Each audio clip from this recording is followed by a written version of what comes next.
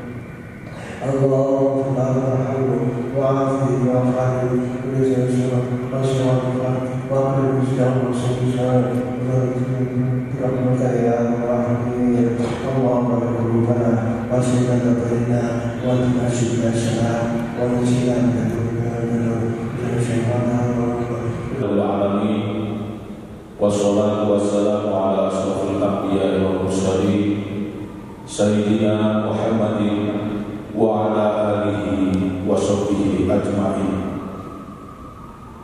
Amma ba'du, yang terhormat Ibu Wali Kota beserta Wakil Wali Kota Bandung, yang kami hormati Bapak Kapolres, Bapak Kajari, pimpinan dan anggota DPRD Kota Bandung,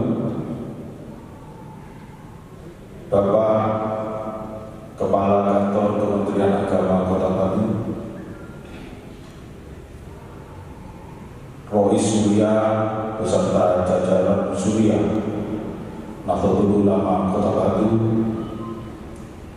Ketua Lanfidia beserta jajaran pengurus Lanfidia, pengurus cabang Nahdlatul Ulama Kota Bandung, yang kami hormati Ketua Lembaga Lajnah Badan Ulum, dan pengurus ranting Nahdlatul Ulama sekota Batu yang berbahagia. Puji syukur kehadirat Allah kita panjatkan pada pagi hari ini. Kita diberi kesempatan bermuajalah dalam keadaan sehat walafiat dalam rangkaian acara peringatan 98 hari lahirnya Nahdlatul Ulama dalam keadaan sehat walafiat. Salawat serta salam serta terlimpah ruah kepada junjungan kita Nabi Muhammad SAW yang senantiasa kita nantikan syafaatnya di hari akhir nanti. Bapak Ibu yang berbahagia,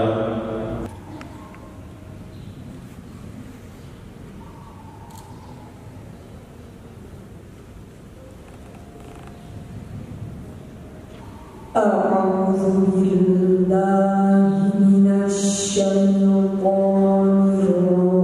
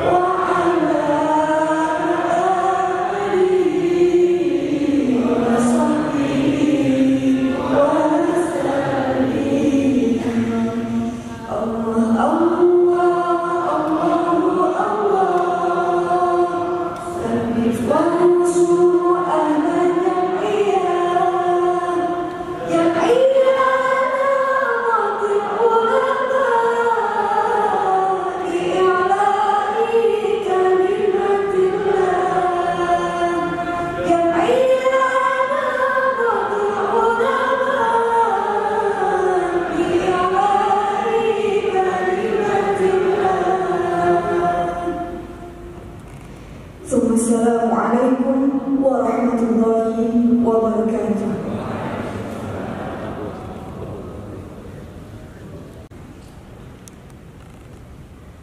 Pengurus Tanfidiyah NU mulai dari cabang, MWC sampai ranting yang telah hadir, pimpinan Badan Otonom,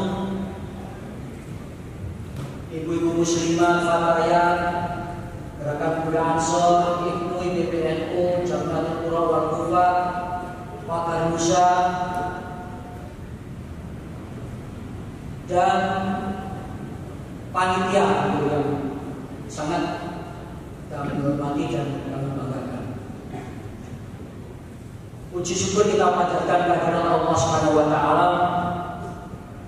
Walau di masa pandemi kita masih mampu menyelenggarakan peringatan hari lahir Nahdlatul Ulama yang ke-98 menurut hitungan kalender Hijriah, dengan mengusung tema menyongsong satu abad meneladani muassis atau pendiri NU menuju kemandirian Nahdlatul Ulama. Walau sebenarnya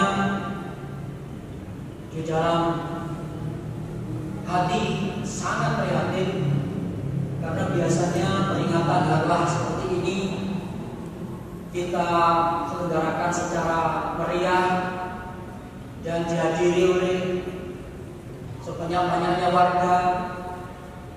Tetapi karena situasi pandemi, ya inilah bentuk kompromi kita dengan pandemi, termasuk kompromi kita dengan Satgas Covid Pemkot Batu. Ini nyang-nyangan 2 hari kemarin. Panitia menginginkan boyo minimal 500, tapi situasi dan kondisi ini sudah memaksakan diri kita maksimal 300, itu sudah termasuk panitia. Ya ini kita terima dibanding kita tidak diizinkan untuk menyelenggarakan. Alhamdulillah dan mohon maaf pada 2 hari ini memang betul-betul memaksakan kita mengadakan dengan jumlah undangan sekitar 300, tetapi alhamdulillah kita masih bisa mentaati protokol kesehatan yang dianjurkan oleh Satgas Covid wabarakatuh. Salawat dan salam semoga tercurahkan kepada junjungan kita Nabi besar Muhammad SAW yang telah membimbing kita dengan ajaran yang beliau sampaikan kepada kita dengan ajaran agama Islam. Sebagai penerus perjuangan para muassis pendiri NU, kita patut bersyukur bahwa sejak perjuangan merebut kemerdekaan hingga saat ini kita masih konsisten dan masih eksis sebagai pejuang penegak ajaran Islam Ahlussunnah wal Jamaah, sekaligus sebagai pejuang penegak negara kesatuan Republik Indonesia dan tetap tegaknya Pancasila di bumi pertiwi ini. Dua komitmen, tetap tegaknya ajaran Islam Ahlussunnah wal Jamaah dan NKRI harga mati. Ini adalah ajaran yang telah diberikan oleh para muassis kepada kita semuanya sebagai bentuk konsistensi kita, sebagai bentuk komitmen kita ikut mendirikan negara dan bangsa Indonesia. Apalagi di akhir-akhir ini dengan adanya masuknya ideologi transnasional yang ingin merubah Pancasila, yang ingin mendirikan negara lain yang tidak NKRI.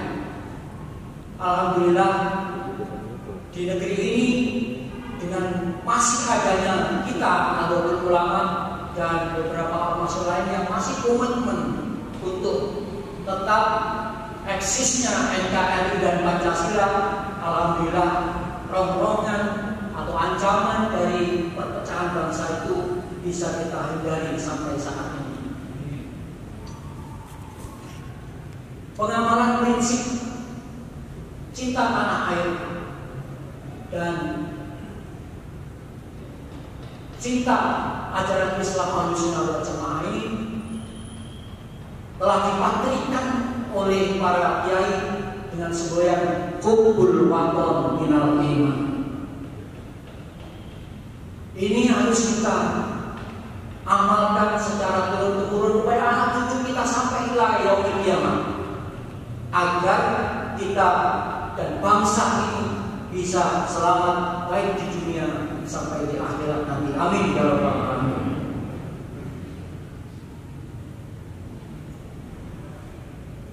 Pengamalan ini telah dibuktikan oleh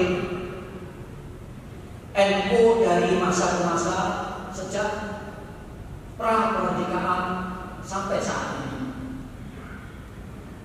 Tepat sehari setelah proklamasi dikumandangkan di negeri ini, terjadi perdebatan untuk menetapkan dasar negara Pancasila. Di sila pertama utamanya,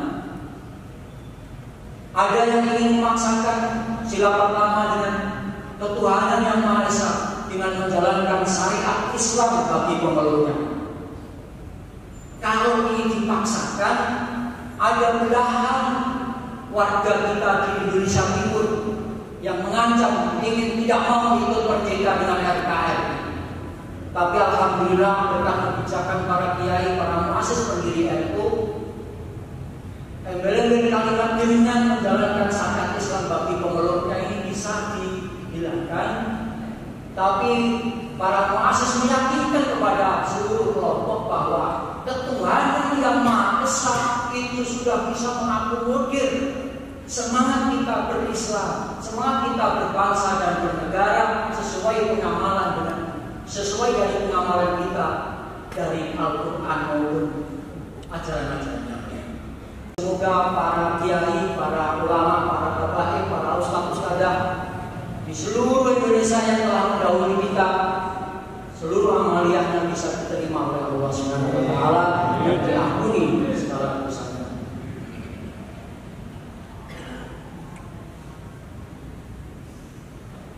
Yang selanjutnya, mari kita berdoa bersama-sama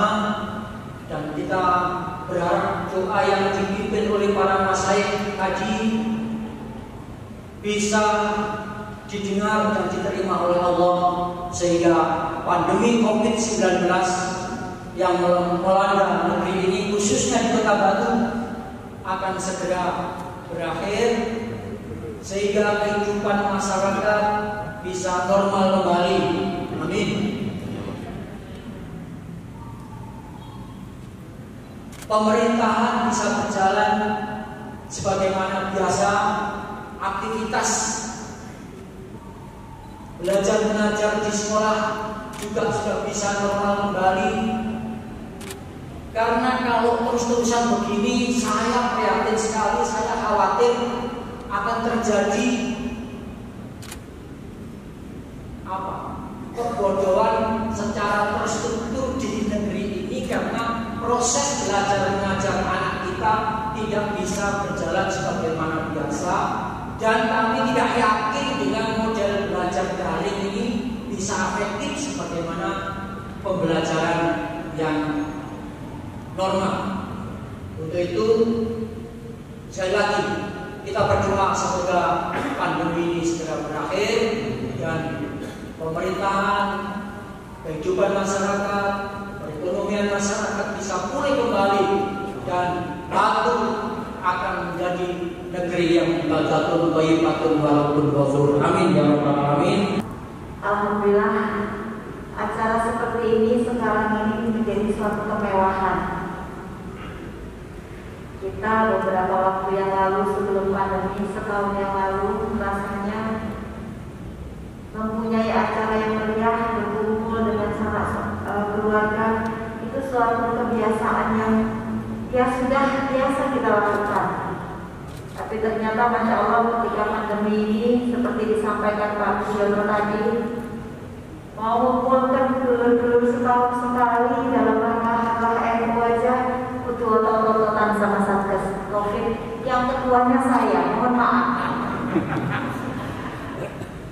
Karena begitulah, saya tidak tahu ini mungkin kita memang sama Gusti Allah diminta untuk banyak tirakat, banyak berusaha diri. Kenapa situasi kondisi seperti ini? Terus terang bukan Indonesia, apalagi bukan Batu, bukan hanya Indonesia, tapi seluruh dunia. Orang yang katanya ilmunya sudah sampai sundul langit, tapi mosok nggak mungkin lah orang yang sudah punya ilmu, punya kekuasaan, punya power, sampai sekarang hari ini juga bingung mengatasi yang namanya garansi sehingga ketok ini. Jadi ini adalah mungkin sekali lagi peringatan. Oleh sebab itu saya mohon maaf sekali Pak Budiono dan semuanya, bukan kami bermaksud menghalangi ibu bapak bersilaturahmi, ibu bapak beribadah, tetapi situasi kondisilah yang membuat kami terpaksa harus tegas untuk melakukan, menerapkan aturan-aturan agar kita semua bisa selamat. Beberapa waktu yang lalu saya bertemu dengan Bapak Presiden di Istana Negara. Beliau wanti-wanti dan menyampaikan bahwa sekarang ini tidak usah mikir apa-apa kecuali satu, kesehatan untuk menyelamatkan masyarakat dari COVID-19. Kedua, memulihkan ekonomi agar masyarakat paling tidak bisa hidup dengan pantas, kalau tidak berlebihan. Itu adalah dua hal yang kepala daerah harus melakukan. Sehingga itu yang kami usahakan sekarang, walaupun ternyata tidak mudah. Karena ketika kita ingin menggerakkan ekonomi, contohnya Kota Batu ini dengan pariwisatanya, kemudian mendatangkan banyak orang supaya ekonomi jalan, yang terjadi gangguan kesehatan COVID terus naik. Terus terang Kota Batu termasuk banyak yang berkonflik. ada 1.000 lebih. Dan yang paling mengkhawatirkan, angka kematian di Kota Batu ini sangat tinggi. 8% itu sangat tinggi. Di nasional itu tidak sampai 3%. Di Kota Batu itu 8%. Tapi saya berpikir Pak Budiono, Pak Wawan, ini saya lihat yang dipanggil kemudian konflik itu orang-orang yang semua punya kebaikan, banyak kiai, banyak orang-orang yang baik-baik. Tapi juga sebaliknya orang sing butuh yo ditimbali. Akhirnya mungkin ini yang kalau nggak ada yang dipilih, sing wapi nemen, yo sing elek nemen. Jadi kita yang sedang ini aja ya.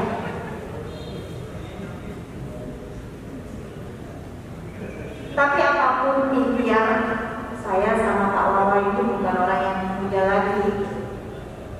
Selangkah lagi Pak Wawa sudah kepala 6, selangkah lagi saya juga kepala 6. Saya sangat yakin bahwa situasi kondisi kesehatan kemampuan ini kita sudah berkurang. Untuk itu kami kepala daerah yang bertanggung jawab di Kota Batu ini, ketika ada hal-hal yang harus turun ke lapangan, kami juga mengukur kekuatan kita sendiri ketika harus malam-malam keluar seperti tadi malam. Di payung 1, payung 2, ambles lagi. Saya dilapori, nek cek 0, cek umur 40 langsung cekat-cekat diukur jaket terus langsung berangkat. Tapi karena saya tahu saya sudah tidak muda lagi, saya cuma berangkat Mas Agung, tolong diselesaikan dan jaga kesehatan, keselamatan semua anggota, selesaikan dengan baik. Dan nanti baru saya ke sana besok ono mataharinya. Itu adalah yang harus kita lakukan ketika kita tahu situasi kondisi diri kita. Demikian juga pandemi ini. Ibu Bapak, saya sangat prihatin sekali. Ketika pemerintah mempunyai aturan sendiri, pasti banyak sekali hal-hal yang ini. Kini oleh kok, kini oleh aktivitas, kini kalau terus kini ya kok sesuai. Kita meninggal di rumah kita karena nggak boleh apa-apa. Ya nggak gitu juga karena situasi kondisi. Mohon maaf sekali. Dan saya mohon kepada seluruh bapak-bapak dari NU ini, ibu-ibu fatayat muslimah untuk bisa memahamkan. Sudah setahun kita pandemi, tetapi masih banyak yang belum paham bagaimana kita harus beraktivitas. Bukan tidak boleh beraktivitas, tetapi kita beraktivitas jika satu, kita pasti memastikan bahwa kesehatan kita fit lahir batin. Jadi bapak-bapak kalau kesini sudah rasa gak enak, lebih baik di rumah. Bukan karena hanya menularkan, tetapi ketika kita sudah tidak enak, berarti badan kita itu lemah. Sehingga ketika ada hal-hal yang dimasuk itu gampang masuknya. Itu yang pertama. Kedua, ketika memang aktivitas itu perlu, harus bernampak. Ketika cuma ketemu untuk ngobrol-ngobrol saja, lebih baik tidak usah. Jadi hal-hal seperti itu yang mohon sekali bapak-bapak di keluarga besar Nahdlatul Ulama ini bisa menjadi kepanjangan tangan dari pemerintah untuk bisa memberikan informasi, memberikan pemahaman agar kita semua selalu dalam lindungan Allah. Saya berterima kasih Pak Budiono, Pak Yai Tohir, Pak Yasin, karena alhamdulillah NU dengan pemerintah ini sudah sejalan, bermitra dan saling mendukung. Mudah-mudahan seperti katanya Pak Budiono, memang pemerintah itu ketika tidak didukung oleh para kiai, para ulama, akan tidak bisa berjalan lancar untuk memimpin pemerintahan ini. Untuk itu saya ucapkan terima kasih dan mudah-mudahan kerjasama kemitraan ini terus berjalan agar kita bisa membawa masyarakat kita untuk hidup lebih sejahtera, untuk kemaslahatan umat. Terima kasih Dirgahayu NU ke-98. Selamat Harlah ke-98. Semoga bertambahnya usia, NU bertambah jaya dan bertambah mempunyai kemanfaatan untuk masyarakat. Terima kasih. Kurang lebihnya saya mohon maaf. Wassalamualaikum warahmatullahi wabarakatuh.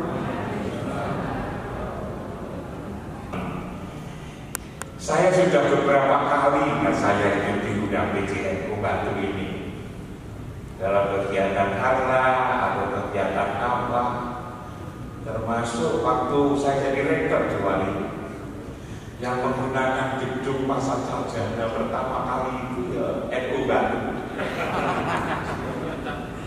Waktu itu kan PJNU datang, apa boleh saya pinjam? Belum bagaimana pinjam? Ini kan milik sampean. Ini yang miliknya NU, milik umat Islam. Karena itu yang dipakai aja, tidak usah bayar. Tidak usah bayar. Waktu itu rasakan bahwa ini adalah milik NU, milik umat Islam yang ada di Batu. Dipakai aja, saya bilang begitu waktu. Ternyata masih diingat waktu kemarin di sana itu bilang, Pak Imam dulu dipinjamkan, lu kok pinjam lagi? Bukan miliknya. Lalu tadi disebut-sebut oleh Tuan Ibu Dewanti bahwa dulu pernah saya beri kuliah beliau ketika beliau kuliah Pasar Sarjana di Surabaya. Saya itu memang sudah tua Pak Budi. Umur saya sudah 70. Karena itu santri-santri saya, mahasiswa saya itu sudah jadi anggota DPR, sudah anggota DPRD, sudah wali kota, sudah bupati. Seringkali saya ketemu di Malang itu, di Lalang itu begitu. Ibu Dewanti tadi ngaku benar saya kasih kuliah. Pak Sudiansi, wali kota Malang itu juga murid saya.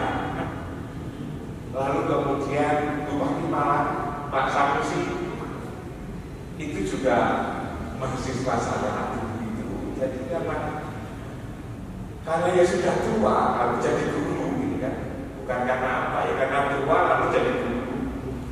Maka lalu kemudian murid-muridnya sudah pada, mahasiswa-mahasiswanya dan guru sudah pada melakukan peran-peran baik di pemerintahan, masyarakat dan macam-macam yang dilakukan. Nah, saya tertarik sesungguhnya dengan apa yang disampaikan oleh Pak PJNU, Pak Budi, Dewanti terhadap problem kita ini. Sebetulnya ini problem dunia, bukan problem Batu. Tentang COVID. Saya tahun 2020 kemarin Pak Budi, acara saya itu gagal semua. Saya kesini ke Toronto, ke Vancouver, ke Ottawa, lalu kemudian ke Roma, ke India, lalu ke London, ke Sudan, ke Maroko, semua ada beli masuk ke berbagai negara. Kalau tahun 2018-19 saya masih ke berbagai negara, itu sampai ke Amerika Latin, ke Rusia saya 2 kali tahunnya kemarin. Tahun 2000 ini hanya umroh. Nah, karena itu maka sebetulnya COVID ini dirasakan oleh orang seluruh dunia. Lalu kemudian bagaimana untuk mengurangi risiko ini? Sebetulnya kalau NU Pak Budi, kalau pas ini, kalau lali ini, itu sebetulnya yang paling jago sebetulnya. NU itu paling jago, soalnya NU itu tak kalah memahami manusia. Itu dari yang lahir maupun yang batin, yang lahir maupun yang batin. NU itu percaya yang batin juga selain yang lahir. Karena itu dua-duanya kuali. itu mesti harus digunakan dua-duanya. Jangan lalu kemudian batinnya saja atau zahirnya saja, zahir dan batin. Oh, kita kalau hari saja raya saja zahir dan batin kok.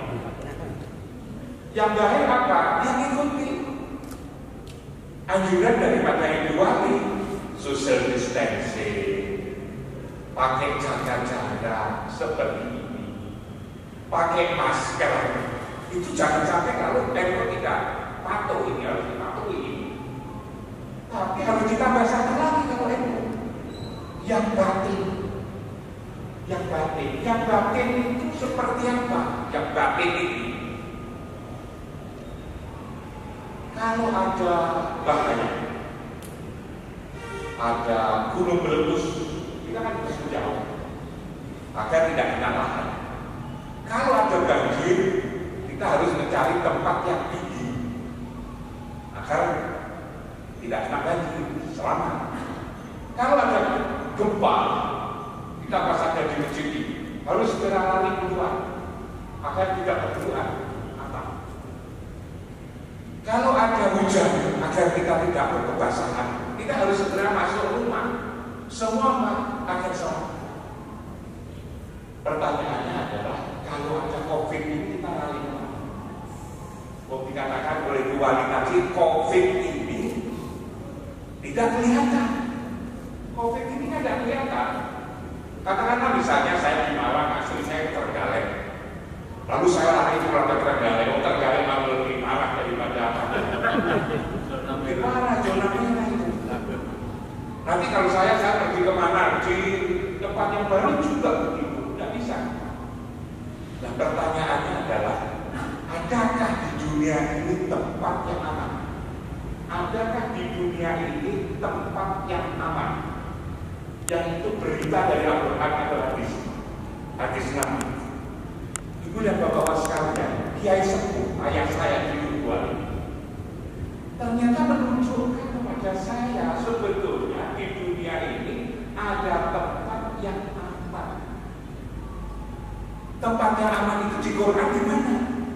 Di Quran itu mengatakan inna awwala baiti wudi'a lin-nasi lalladzi ibakata mubarakan wa hudan lil-alam fihi ayatun bayyinatun maqamul Ibrahim wa man dakhalahu kana sesungguhnya rumah yang pertama-tama kali saya nyatakan untuk umat manusia adalah ibakata mubarakan. Itu ada tempat aman, namanya adalah Baitullah. Di situ ada makom Ibrahim. Wa man dakhalahu kana aminah. Siapa yang masuk di tempat itu aman. Jadi ada tempat. Di ayat yang lain juga mengatakan wa ija'alna baita masabata linnasi wa amna. Ingat, aku telah menjadikan rumah tempat pulang pergi, dan di situ itu adalah aman. Aman namanya adalah Baitullah. Tempat itu namanya Baitullah.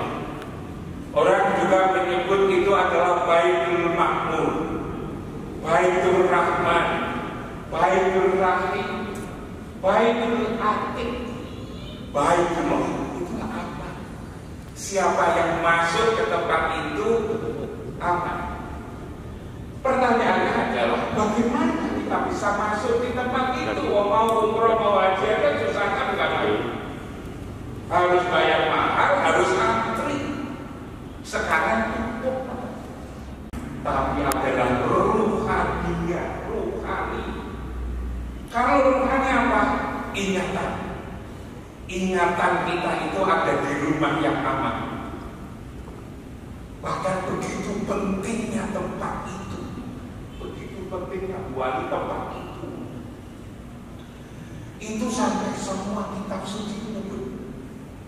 Tauratnya menyebutnya itu Lajatul Alam, Zabur itu menyebutnya itu Pusat Dunia, Injil itu menyebutnya Subuh Alam, Al-Quran menyebutnya rumah Allah atau Baitullah. Orang Jawa menyebutnya itu pusering bumi. Pak Budiono masih tahu itu pusering bumi. Di tempat itu. Nah, secara jasmani tidak bisa, tetapi secara rohani ingatan kita itu ada di tempat yang mulia. Kita mau makan, ingat tempat. Kita mau minum, kita mau pakaian, apalagi ketika kita mau tidur. Ketika mau tidur, kepalanya ada di bantal, di atas bantal, kepalanya ada di atas bantal. Tapi yang punya kepala siapa? Ini kan, kepala, tanganku, kakiku, kepala ini sebetulnya punya ini. Hati itu yang ada di dalam hati inilah kita.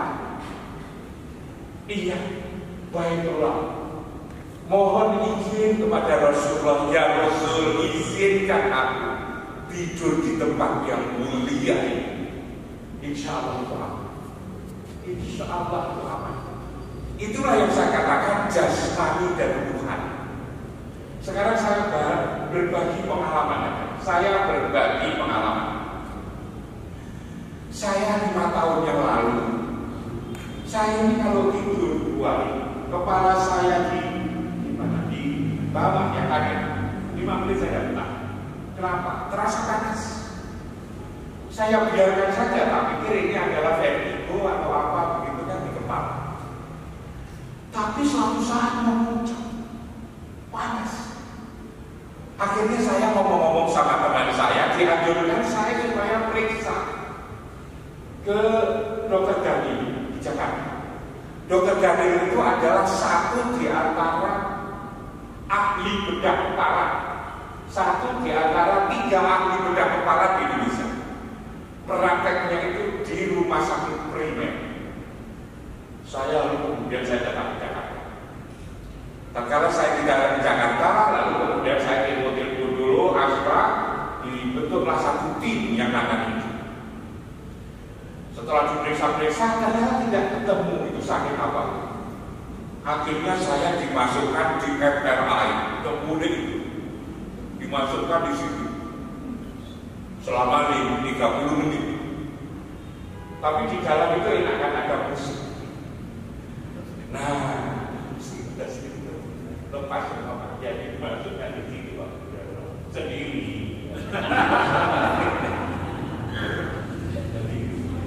Nah, setelah kira-kira 30 menit direkam.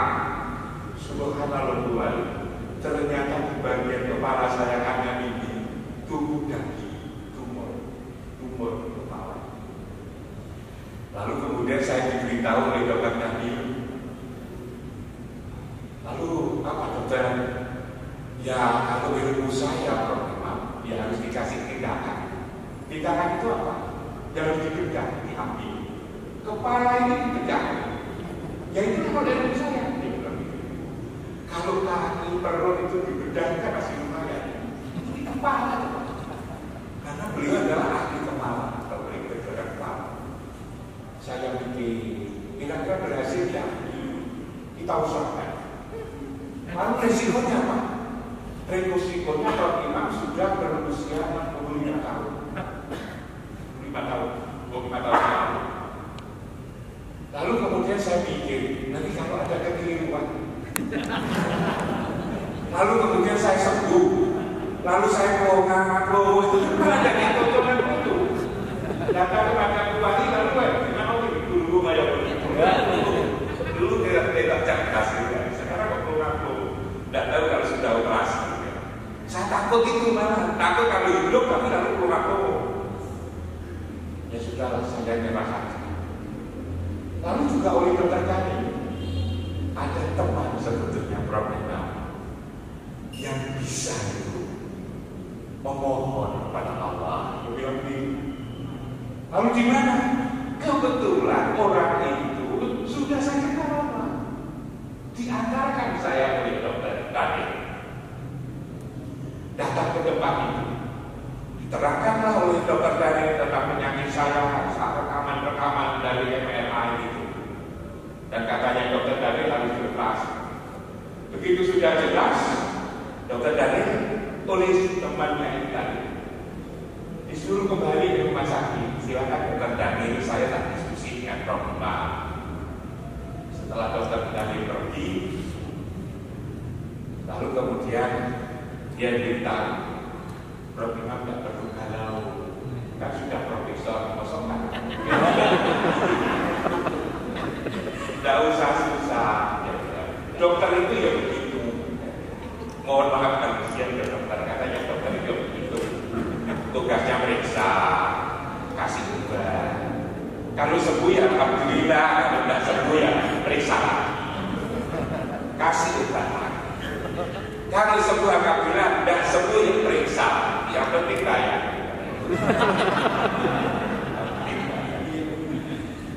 Itulah dokter yang tidak perlu. Lalu gimana?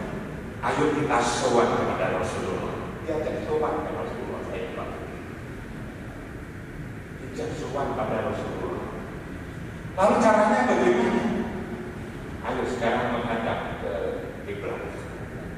Jangan mikir apapun, jangan mikir apapun, dan harus yakin kita ketemu Rasulullah. Yang kita ingat adalah baiklah. Qad naraka qaluba wajhaka fis sama, falan walyanaka qiblatan tardoha, fa walli wajhaka syatral masjidil haram. Dia jawab, aku lihat engkau mendekatkan wajah ke langit, aku palingkan engkau ke kiblat yang kau sukai. Di mana itu? Fa walli wajhaka syatral masjidil haram. Saya dibantu kepala saya di Mekah. Jangan mikir apapun, kita sowan Rasulullah. Diajak membaca sholawat. Dimulai astagfirullah, asyhadu an la ilaha illallah, Allahumma sholli ala Muhammad wa ala ali sayyidina Muhammad, Allahumma sholli ala sayyidina Muhammad. Kira-kira sampai 5-6 lebih. Jangan mikir apapun dan harus yakin seyakin-yakin. Ragu lagi. Lalu kemudian setelah 5 menit dilepas. Kemudian setelah itu apa namanya? Gimana rasanya? Kalau dengan pulang, saya disuruh pulang malam dari Jakarta. Rasanya kok ya bagus. Kalau beberapa bulan periksa lagi, ternyata tidak ada, hilang. Inilah kekayaan NU sebetulnya bersholawat. Karena itu hal ini tidak rasional ini. Memang NU itu tidak rasional. Tapi kalau diikuti para kiai-kiai ini kan selamat. Tidak rasional. Tapi kalau kita ikuti selamat. Diajak sholat kepada Rasulullah. Periksa lagi kan. Kan ada berita Prof. Imam di kepala ini tidak ada. Memang ada pernah ada. Dan sampai sekarang itu saya tidak ada sampai sekarang. Nah, ini pengalaman pertama. Saya pernah pengalaman kedua. Masih di lalu saya diajak ke Jepang tahun yang lalu. Keliling dari satu kota ke kota berikutnya. Di Tokyo, Pak. Itu diumumkan bahwa besok tidak boleh tamu-tamu hotel pergi. Tamu-tamu hotel pergi tidak boleh. Juga warga Tokyo tidak boleh. Kenapa? Karena besok ini akan ada banjir Toifu. Kalau di Jepang itu kan semua kan dikaji lagi Toifu. Harus di. Dan dengan itu, saya satu, ayo bro, kita keluar sebentar, kita. Lalu apa? Kita sowan kepada Rasulullah, hati kita di sana, di Baitullah. Kira-kira seperti yang saya lakukan bersama ketika yang pertama. Subhanallah, ternyata itu jahat. Karena malah lebih sulit saya kesini karena buahnya pandai kita. Karena belum terlambat ke bulan Tuhan. Ternyata memang luar biasa. Tapi modalnya kita harus yakin, saya yakin-yakinnya. Allahumma sholli Dan ini sebetulnya adalah kegiatan daripada perilaku NU itu ya. Ayah saya itu yang bilang sing akeh sholawat. Tapi tatkala itu sholawat itu jangan hanya qauli, tapi dimulai dari qalbi. Kita merasa hati kita, ingatan kita itu sholat Rasulullah di Baitullah. Tempat yang mulia itu adalah Baitullah itu, yang semua orang 5 kali sehari semalam, 5 kali sehari semalam kita mesti menghadap situ. Orang seluruh dunia 5 kali sehari semalam menghadap ke situ. Dan seharusnya hatinya ada di situ. Seumur hidup minimal sekali, apakah itu umroh, apa itu haji, sekali minimal. Nah, sayangnya kita ketika menghadap itu tidak sungguh-sungguh. Kita menghadap ke kiblat, ke Baitullah, kita sholat, Allahu Akbar. Yang kita ingat apa? Yang kita ingat kapan ya hafal NU? Jadi yang diingat itu macam-macam. Wah, ini juga gitu. Berapa orang yang wafat itu siapa saja gitu. Padahal waktu sholat gitu. Waktu sholat itu kira-kira 5 menit coba dilakukan. Tapi kita merasa sholat Rasulullah. Nanti akan damai. Hati menjadi damai. Walaupun rumput itu, rumput sangat rumput. Nanti kalau ibu merasa berada di situ itu damai. Apa aja informasi? Wa nazza'na ma fi sudurihim. Aku cabut apa yang ada di dalam dada. Min hilik, iri, dengki, takabur, sombong, tamak, itu dicabut. Di mana menyambutnya? Tajri min tahtihal anhar, di tempat yang di bawahnya itu mengalir sungai. Zam-zam di situ. Karena itulah kalau kita selalu sholat 5 waktu, hati kita ada di situ, maka inna sholata tanpa dipasa. Itu karena penyakit yang ada di dalam hati, fi qulubihim maradun. Nah ini, karena itu saya bukan ini hal baru, ini hal lama. Hanya dia kadang-kadang kita sudah lama jadi NU, karena lama jadi NU itu alami. Umpama kita itu baru jadi NU, alami. Dan karena sudah lama jadi NU itu lalu jadi lali. Makanya itu harus langsung ini harus diingatkan ilmu yang dimiliki oleh NU. Satu, jadi mencegahnya itu adalah zahir dan batin, dan lahir. NU tidak perlu diajari, karena itu sudah pekerjaannya orang NU. Hanya itu tadi karena sudah begitu lama jadi NU, akibatnya lalu lali. Nah satu, yang kedua saja Bu Hari. Tadi malam itu saya diskusi sama Kiai Hasan. Mana itu pakai Zoom, mana itu Zoom Gotor, ya Hasan Gotor, sama Pak Di, sama Siti Suro, itu. Lalu kemudian beberapa pimpinan-pimpinan pesantren, para kiai-kiai, tokoh-tokoh organisasi, kira-kira ada belasan orang tadi malam, dari jam 9 sampai jam setengah 12. Mereka ini ternyata bingung menghadapi kehidupan ini, dianggap tidak menentu. Orang semakin gelisah katanya. Orang semakin gelisah. Bukan saja lalu kemudian susah dan bidang ekonomi ya, bukan. Lalu kemudian di tengah-tengah susah kayak gini, ternyata generasi ini semakin tidak terurus, katanya Pak Budion tadi kan apa namanya, dengan dalil itu kan menjadi nakal kan gitu kan, tidak tuntas. Dan gejala ini menyeluruh ternyata, mulai dari Aceh sampai Papua. Lalu kemudian kurang mengusulkan pikirannya ini harus begini, harus begitu. Saya kebetulan disuruh bicara nomor 2 sebelum terakhir Kiai Hasan.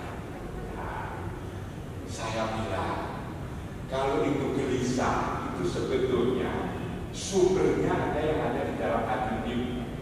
Sumbernya ada di dalam hati. Yang bergelisah itu ini sebetulnya, bukan ini, tapi ini yang gelisah itu. Lalu kemudian kalau persoalannya adalah persoalan ini, menyelesaikan persoalan ini, lalu gimana? Saya tadi malam itu secara singkat saya mengungkapkan konsep tentang rumah. Orang gelisah ini biasanya orang yang lepas dari rumah. Persoalan rumah inilah sebetulnya yang bisa menyelesaikan persoalan hati. Karena itu maka agar mereka tidak gelisah, mereka tidak galau, mereka lalu kemudian hatinya menjadi damai, tenang, diajak ingat pada rumah. Rumah itulah yang bisa menyelesaikan problem hati. Coba saya kasih contoh. Rumah-rumah itu di perumahan baru, kalau tidak ditempati kan cepat rusak rumah. Antara rumah yang ditempati, rumah yang tidak ditempati lebih cepat rusak. Kan lebih yang tidak ditempati itu malah cepat rusak. Sebenarnya yang rusak bukan rumahnya, orangnya juga rusak. Kalau punya rumah itu satu-satunya, lalu kemudian tidak ditempati, yang tidak ditempati itu rusak. Kalau rumahnya hanya satu-satunya. Karena itu kalau orang meninggalkan rumah, lalu kemudian tidak pamit, disebut minggat. Bojomu orang ketok seminggunya minggat. Kata minggat itu tidak bagus. Coba Pak, minggat kau ya. Ini jangan minggat pada minggat. Lalu kemudian kalau minggat jadi apa? Jadi orang gelandangan. Gelandangan itu kan jelek. Lalu hidupnya gimana? Baru. Coba minggat, baru, gelandangan. Pam. Anak-anak di pinggir jalan perapatan yang dipakai pakai botol itu kan orang tidak punya rumah. Nah, itu kan kemudian disebut liar. Siapa saja yang tidak terikat dengan rumah disebut liar. Apa saja yang punya identitas liar, apa saja yang punya identitas liar, maka lalu kemudian menjadi jelek dan membahayakan. Ada kucing liar, ada anjing liar, ada babi liar, ada kerbau liar, ada kuda liar. Tapi kuda liar itu pada susu. Ada kuda liar, ya? Ada rumput saja pula. Kalau tidak diatur di kantor itu, rumput liar. Itu rusak. Apalagi manusia liar. Manusia liar itu lebih jahat lagi sebetulnya itu. Karena itu ingatkan pada rumah agar tidak liar. Ibu dan bapak sekalian, kita ini tidak hanya punya satu rumah, kita ini punya 3 rumah. Rumah pribadi yang kalau kita tidak tepati kita disebut minggat, babu. Kita juga punya rumah bersama, namanya masjid. Masjid ini adalah rumah bersama, komunitas milik bersama. Ini kan tidak bisa dikatakan ini rumahnya PCN, kan? Rumah bersama. Rumah bersama. Rumah bersama ini agar hati tenteram juga dinikmati. Maka di kantor wali kota kan ada masjid. Itu rumah bersama. Lalu kemudian juga punya rumah untuk seluruh umat manusia. Sebelum Nabi Adam itu ada konsep rumah disiapkan oleh Allah, rumah untuk seluruh umat manusia yang tadi saya katakan Al-Quran, inna awala baiti wudi'a lin-nasi lalladzi bibakata mubarakan hudan lil alamin. Ini rumah bersama. Maka agar kita itu damai, rumah pribadi, rumah komunitas, rumah bersama harus kita tempati. Tapi rumah pribadi gampang, tidak perlu dijelaskan. Rumah ini mudah. Waktu ada kita mesti datang ke sini. Lalu kemudian rumah untuk seluruh umat manusia, caranya bagaimana? 5 waktu kita datangi. Tatkala kita sholat tadi saya katakan, kita menghadap ke rumah itu. Hati kita ini merasa berada di rumah ini. Mungkin yang saya katakan tadi, ketika kita sholat sudah menghadap ke tempat itu. Tapi aku yang sholat seringkali lupa kita menghadap ke tempat itu. Ajaran para kiai sepuh dulu selalu itu ngajarin saya, sebetulnya kamu itu siapa? Dia sebetulnya ingin nuntut saya, kamu yang sebenar-benar kamu itu siapa? Untuk melihat seperti itu, dia nanyakan, itu tangan siapa? Tanganku. Itu kaki siapa? Kakiku. Itu telinga siapa? Telingaku. Itu mulut siapa? Mulutku. Itu mata siapa? Mataku. Kepala siapa? Kepalaku. Tubuh siapa? Tubuhku. Aku yang punya kepala, aku yang punya tangan, aku yang punya kaki, aku yang punya perut, seringkali terlupakan. Padahal sebetulnya tangan, kaki, macam-macam itu hanya adalah alatnya aku. Otak itu adalah otakku. Yang memikir, yang dengar itu adalah aku, menggunakan alat namanya telinga. Yang melihat itu sebetulnya mata. Yang melihat sebetulnya aku, tapi menggunakan alat namanya mata. Yang namanya mikir, yang mikir itu siapa? Yang mikir itu aku yang ada di dalam tubuh itu. Yang di Quran dikatakan summa sawahu wa nafakha fihi ruh. Aku sempurnakan kejadian ini dengan aku tiupkan ruh. Ruh inilah sebetulnya aku. Nah ini ibu wali saya seringkali saya ingatkan teman-teman guru, kenapa anak-anak jadi kadang-kadang nakal. Jangan-jangan yang dididik ibu aja. Yang dididik bukan akunya, tapi yang dididik otak. Padahal otaknya itu adalah alatnya aku. Aku inilah sesungguhnya yang harus dididik. Pendidikan itu adalah di masjid ini. Pendidikan itu adalah di tempat yang mulia itu sebetulnya. Dan kalau itu dididik, maka lalu saya ingatkan teman-teman guru itu, oh kalau dididik, ini pendidikan karakter, barangkali nanti bisa. Tapi kalau saya ungkapkan itu kadang-kadang guru-guru itu gelo, karena merasa hasilnya kurang diakui. Tapi kalau tidak saya ingatkan, karena saya sepuh umurnya 70 tahun, kan salah saya. Saya tanya, pendidikan kita ini berhasil tidak? Oh berhasil. Maksudnya pendidikan kan urusan berhasil.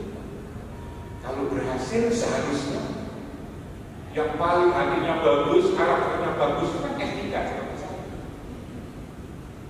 Yang paling jujur itu kan S3. Yang paling sabar itu kan S3. Yang paling ikhlas itu kan S3.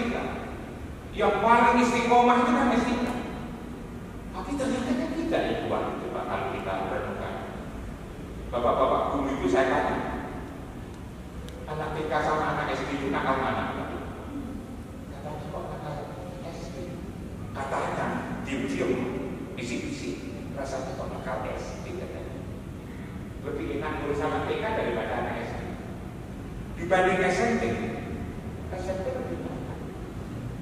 Dibanding SMA lebih banyak. S1, iya ya S1 kok gitu ya. Jadi ternyata itu makin rumit. Mungkin yang dididik itu pendidikan masjid, pendidikan Baitullah ini yang kurang. Karena itulah kalau ujian nasional itu biasanya buat kita. Soal itu kan jadi dipercayakan pada kepala sekolah, kan diberikan kantor polisi. Itu buku-buku, HP-HP kan tidak boleh dibawa masuk, harusnya akan di luar.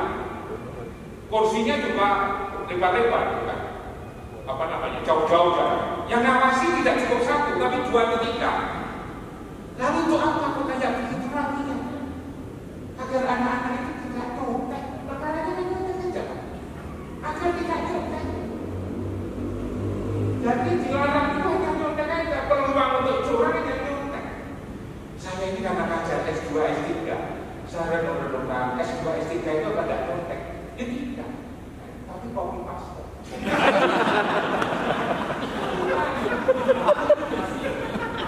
Tapi kembali terus bisa. Jadi saya hanya ingin menunjukkan ini loh sebetulnya yang harus diperbaiki ini. Lalu lewat apa? Sholawat saja. Hati ini ketika sambung kepada Rasulullah. Innallaha wa malaikatahu yusholluna 'alan nabi. Ya ayyuhalladzina amanu shollu 'alaihi wa sallimu taslima. Ini sambungkan ini dengan hati Rasulullah. Kalau kita itu ingin kaya, kumpulkan dengan orang kaya, anak kita harus kaya. Kalau kepingin anak kita itu jadi pelaut hebat, jagoan di dapat, injak saja kepada pelaut sana. Nanti jangan pelaut. Ingin jadi pedagang, kumpulkan dengan para pedagang. Kalau ingin jadi seniman, kumpulkan dengan para seniman. Tapi kalau anak-anak kita itu ingin akhlaknya bagus, maka satu caranya, kumpulkanlah dengan orang yang berakhlak. Siapa yang paling punya akhlak ini? Rasulullah. Caranya gimana? Caranya adalah sholawat. HP saya ini aja. Kalau saya sambungkan dengan Pak Budi, suaranya di sini suara Pak Budi. Tapi kalau HP saya sambungkan dengan orang yang pekerjaan sehari-hari Magelang, ini HP saya ini walaupun miliknya profesor, bunyinya juga bunyi Magelang. Kalau HP saya ini saya sambungkan dengan orang-orang politik, ngomongnya sehari-hari juga politik, maka sambungkanlah ini. Nah, ini kan hasil karya manusia. Hasil karya manusia aja bisa kayak begitu mempengaruhi, apalagi karya Allah. Hati ini karya Allah, maka hati kita ini disambungkan dengan Rasulullah, Ibaidullah. Maka insya Allah anak kita ini akan jadi bagus. Apalagi kita berada di rumah, di masjid, dan merasa berada di Baitullah, di Masjidil Haram, insya Allah akan jadi bagus. Dan ini lagi-lagi adalah ilmunya Nahdlatul Ulama. Itulah perlunya peringatan ini yang selalu diingat dan diingat. 2 hal ini aja lah yang saya sampaikan pada kesempatan ini. Mohon maaf agar tidak lupa. Satu adalah COVID ini adalah jasmani dan ruhani. Ruhaninya itu kalau mau tidur udah pakai biaya, kada pakai ada-ada. Mau tidur, sebelum tidur kita bersolawat, memohon kepada Rasulullah, ya Rasul, izinkan saya tidur di tempat yang mudah. Insya Allah secara ruhani Bapak lalu ibu-ibu merasa kuat, dan kalau percaya kemudian imun kita itu naik, dan dengan imun kita naik, maka lalu kemudian menjadi sehat. Itu yang pertama. Jadi jasmani, masker, social distancing, cuci tangan. Secara ruhani kita merasa sowan Rasulullah seperti yang saya contohkan. Yang kedua, bagaimana agar anak-anak kita, keluarga kita menjadi bagus, maka konsep rumah kita tidak menjadi orang bijak dari rumah dalam konteks rumah untuk seluruh umat manusia. Mudah-mudahan kita semua selalu dijaga diberikan perlindungan Allah.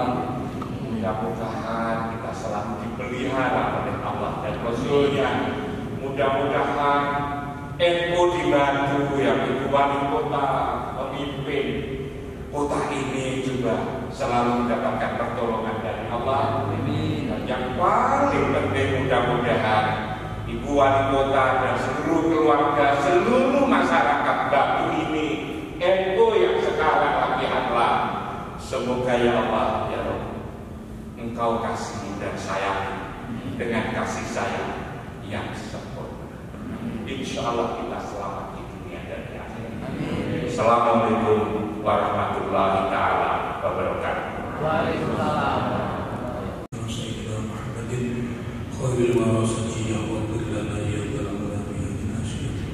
Allahumma ya qadil hajat ikti hajatina ya Allah.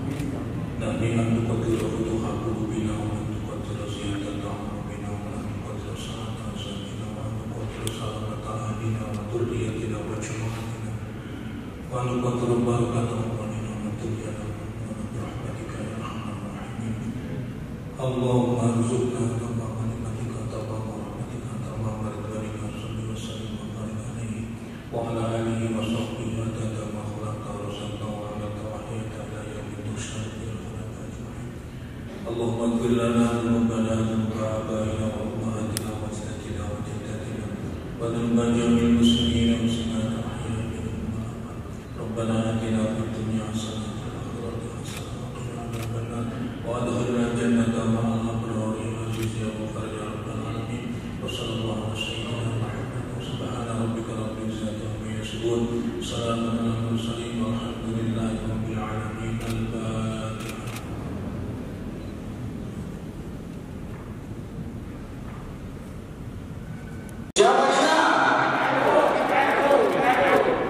Oh ya, contohnya yang dibawa. Memenuhi keinginan warga yang ikut meriahkan Natal. Akhirnya hanya perwakilan aja yang kita undang ke sini, selebihnya mereka kami persilakan untuk mengadakan tasyakuran di masing-masing ranting atau desanya. Nah, yang diikuti oleh bersama-sama warga adalah doa bersama nanti malam dan kemarin melalui daring, melalui Zoom, dan nanti malam juga disiarkan oleh TVRI. Lalu ada pemasangan bendera 98 juta se-Indonesia. Ini di seluruh penjuru daerah kita juga banyak dipasang bendera NU, itu menandai kepesertaan kita. Lalu yang lebih penting lagi, selain karena hari ini kita termasuk profesor, menggerakkan profesor.